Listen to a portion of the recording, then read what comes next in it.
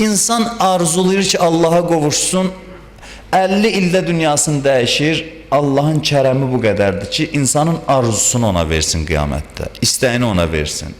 Ramazan ayında iradə eləmək mühümdür. Qərara gəlmək mühümdür. Qərara gəlməklə insan çox böyük məqamlara çata bilir. İnsan özündən gərək ümidsiz olmasın, bacarmaram deməsin. Naümidlik çox pis şeydir. Ramazan ayı iradəni gücləndirir və deyir, sən bacararsan. Bir halda ki, vacibləri, sənə zəruri olan ehtiyacları tərk edirsən, günahdan da çəkinə bilərsən.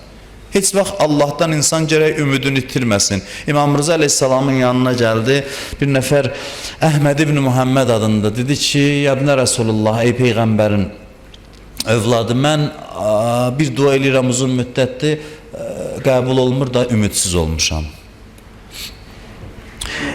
Ümidimi itirmişəm və qəbul olacağını düşünmürəm. İmam Rıza Aleyhisselam dedi ki, mənim cəddim İmam Baqir buyurur ki,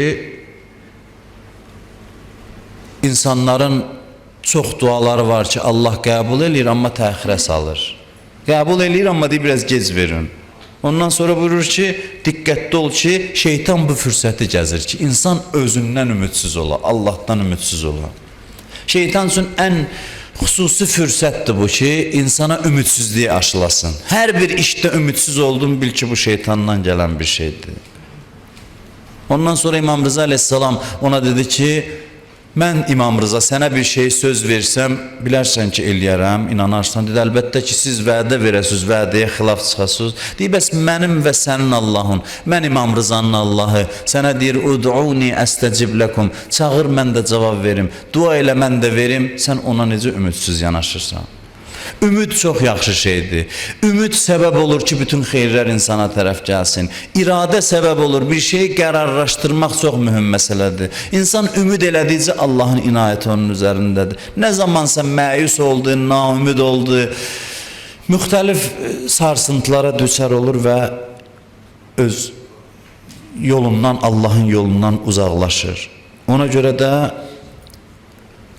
bu iradə yaradır insanda. Mübarək Ramazan ayının orucu. İkinci, Ramazan ayının orucu bizdə Allahla barışmaq üçün fürsət yaradır. Allahdan küsmüşük biz. Günah eləməyin mənası budur ki, biz Allahdan küsmüşük. Həmişə Allahın qapısı bizim üzümüzə açıqdır. Amma il ərzində Allahla barışmaq üçün ən münasib fürsət mübarək Ramazan ayıdır. Odur ki, Peyğəmbər buyurur ki, bir adam Ramazan ayında bağışlanmasa nə zaman bağışlanacaq? Peyğəmbər buyurur. Buyurur, ən bədbəxt adam kimdir? Ən bədbəxt adam ki, hamı gərək onun halına acısın ki, bu nə yazıq adamdır. Hamı baxsın onun halına acısın. Peyğəmbər buyurur, ən bədbəxt adam bu ay gəlib gedib, bu bağışlanmayıb.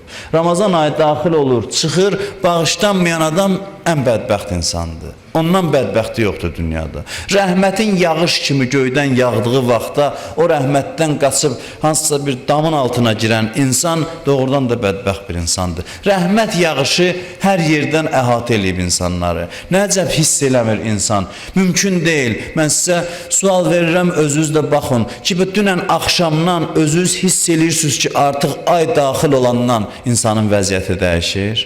Bu Allahın möcüzəsidir. Bunu heç bir dillə izah eləmək olmur. Namaza oyanmaq başqa cür olur, ibadətə tövfiqat başqa cür olur, ibadət eləməyə müvəffəqiyyət əldə edir insan. Başqa vaxt eləmədiyi şeyləri indi rahat eləyə bilir. Axı bu nə fərq oldu? Şəbanın 30-unun da orucunu tutursan, Ramazan ayının birinin də. Yenə görürsən ki, Ramazan ayı daxil oldu, başqa cür olur. Şəban ayının 30-unda orucunun savabı var. Amma bu ay daxil olandan sonra insan özü hiss edir ki, necə rəhmətin əhatəsindədir. Mən özüm üçün və başqaları üçün bunu tövsiyə edirəm ki, Allahın varlığının ən böyük sübutlarından biri də mübarək Ramazan ayıdır. Bu Allah'a göstərir insanlara ki, yəni necə bir bərəkətli aydır. İnsan necə az qalmaqla, susuz qalmaqla hansı nemətlərə müvəffəq ola bilir. Odur ki, Allahla barışmaq ayıdır bu ay.